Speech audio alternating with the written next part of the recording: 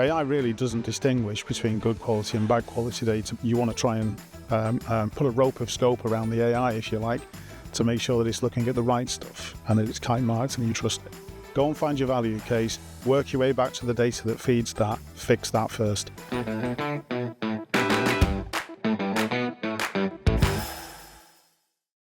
Hi, I'm John Robertson, and this is The Insight in 15. Now, if you're an avid listener to the podcast, you'll know that we love a bit of AI. We've talked about agentic AI, we've talked about value of AI, and on our previous episode, we talked about the cost of AI. And we're going to talk about AI again today, but today we're going to be talking about data and AI.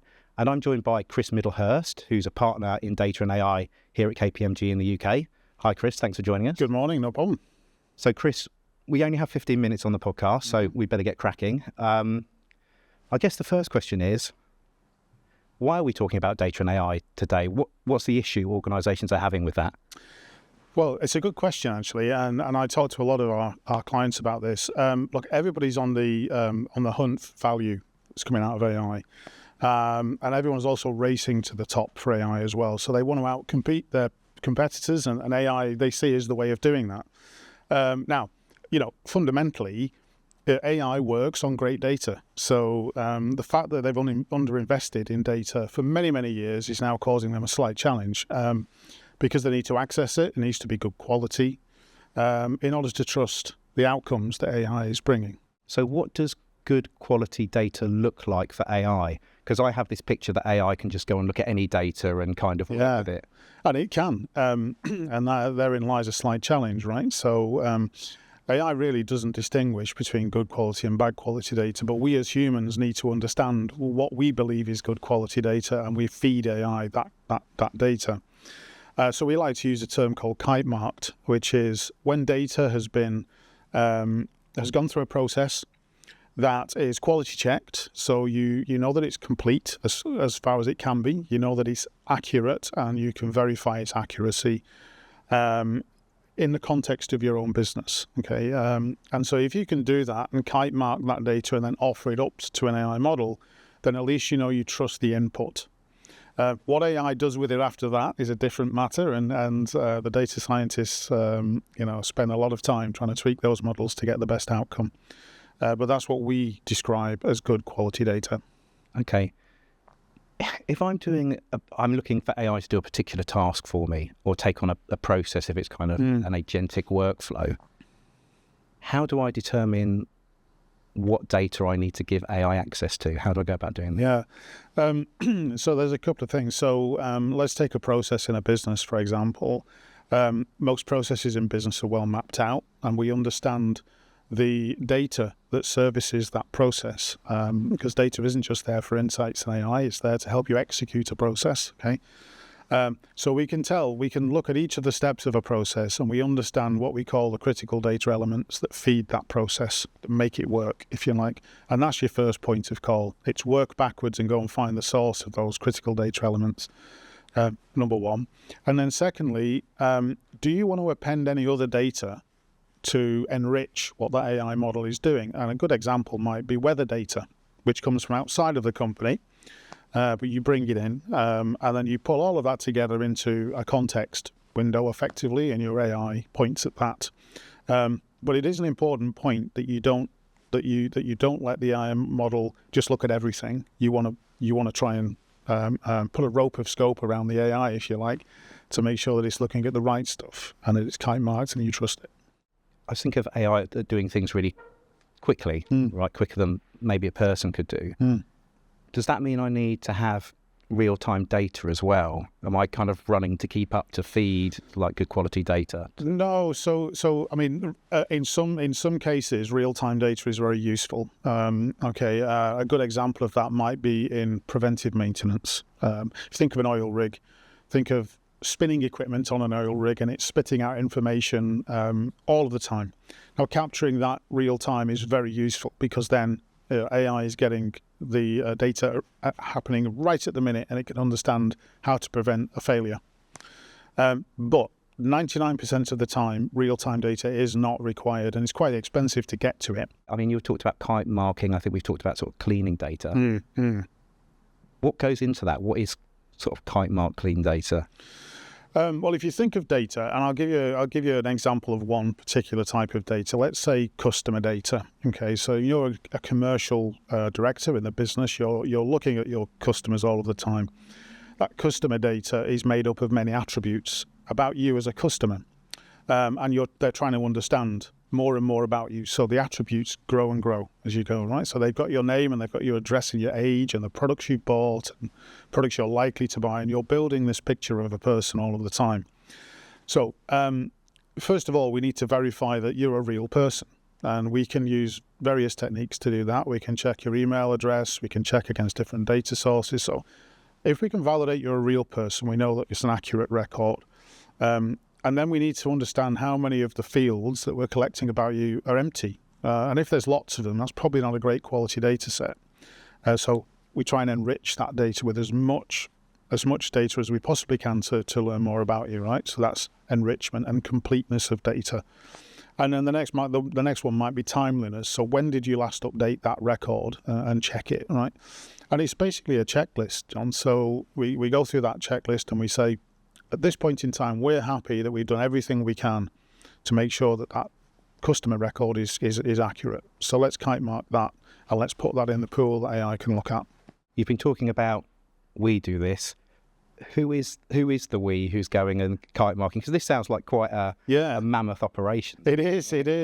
And you know, there's a role within many organisations called a data steward, and they have the unfortunate task, but big opportunity to get this right for organisations, right? So these people get up every single day and they love the data that they're working with, right? And they typically are functional experts, so they could be finance folks or they could be procurement folks, and they're looking after the data that sits within their particular domain, finance data, procurement data, etc. And those are the people that have designed the standard for that data, and they're also checking against that standard. And they'll use multiple tools like data quality tools, etc. But they're tasked with making sure that data is as accurate as possible. And in some cases, that means talking back with the business and educating people who are entering the data and say, here's why it's so important you enter it accurately. What sort of tools or processes should organisations be applying to make sure they've got the right data, they've got clean data? Yeah. There are many. Some basic ones would be a data catalogue. And it does what it says on the tin. It's a catalogue of all your data, so you understand where it is, which systems it exists in, who owns it, etc. Data quality tooling, which will take your standards and will measure your data at points in time through its life cycle to make sure that inaccurate data hasn't crept in. And the data steward will be looking at that all of the time. And then wrapped around all of that, you typically have some data governance tools. So if somebody wants to make a change to a standard or add a new attribute to data, the governance tool is where they request that. And there's a workflow created. It comes to the data owner and steward and can we do this? Yep, that's a good idea. Fine, let's do that. And so they all stitch together, those tools. And then the last one, which is useful for what you asked earlier on, John, in terms of how do you know which data to point at, is data lineage. So data lineage is a way to look at, let's call it from report to source. So where does your data appear in a report, and how does it flow through your system all the way back to where it was created? And that tooling allows you to draw a visual map of that. So you can tell if you affect some data here, everything that it affects on the right-hand side upstream in the organisation. We're talking about preparing data for AI, but I'm just wondering if AI is one of the tools that I'm using to help me with my data stewarding. Yes, indeed, it is. It is indeed. So what AI can do pretty effectively is it can take inputs like data standards, process maps, architectural diagrams, etc., right? And it can determine or try to determine what data exists in your organization, what standards you have to measure it by, where it exists. So it can actually create for you the first draft of your catalogue. It can create for you a first draft of a lineage map. It can pull all of the standards in, and it can start to measure data against those standards. So it's quite new in the market, but it's definitely something that's taking off.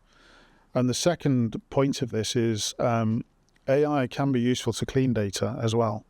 So if we can feed AI what we believe to be good quality data and train it on that, and it sees something that's different, it will flag that. What point does the human come in there then?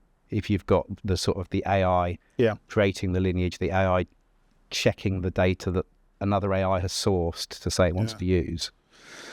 Yeah, so we still believe very strongly in human in the loop, and that data steward is that human in the loop, right? So what we don't want AI doing at the moment is making any changes to source system data. It needs to stop at that point with recommendations that the data steward can then approve, and only after approval does the change actually take place. We've talked about identifying the data you need. We talked about governance. We talked about the role of the data steward. I'm just wondering, where does this data sit, and how do I control what the AI has access to? So common practice and good practice is to extract that data that you're trying to use out of source systems, which could be everywhere within the organisation, and place it into a data platform that's controlled and governed. And you typically take that data through multiple stages of cleaning and kite-marking, right? So medallion type architecture is common, where you bring it into a bronze layer. It's raw data, you just pull it in, and then you start to clean it up and harmonise it and create a data set that you trust, ready to be consumed at the kind of gold level. Right? So it sits there, and you point AI at particular places. You could, for example, point AI at a SharePoint page, right, with some unstructured data in, and it will only look at that. You could just point it at the data platform area. But that, I would say, is good practice, not just let it loose on everything in the organisation. Now, interestingly, things like Copilot typically have access to everything that you can see, because it's based on role-based access. Right? So you are largely looking at an ungoverned data set at that point, which is why it's very important to put yourself back in the loop as a human and double check and validate everything that that Copilot spits out. So you just mentioned medallion in there. Yeah. For anyone like me who's unfamiliar with what that is that a provider or a particular approach? It's not. It's an approach. I think of the Olympics, right, where they're giving the medals out, and you've got people on a podium, gold, silver, bronze, and that's exactly what it is. It's stages in a data platform where you pull data into it. And as I said, the lowest stage, bronze, you typically pull raw data in. So that's where you're pulling data from source systems and you put it in one place. And then you start to clean that data and make sure that it meets your standards, etc. And then you pull it into the silver layer. And then you normalize that data in a way that can be consumed by AI models. And then it goes into the gold layer, right? So it's merely a staging layer in a data platform. I think I'm getting the nod to wrap up here. We always end with the same question, which is basically, what's your one top tip or bit of advice to our listeners? My top tip is break the problem down, right? Data is too big of an elephant to eat within any organization, even small ones. Break the problem down into value cases. That's where you start. You don't do anything unless it drives value in the business. So go and find your value case, work your way back to the data that feeds that, fix that first. Well, thanks very much for joining us today, Chris. Pleasure. Hope you've enjoyed the episode. If so, please do like and subscribe on Apple Podcasts, YouTube or Spotify. And hope to see you again on the Insight in 15.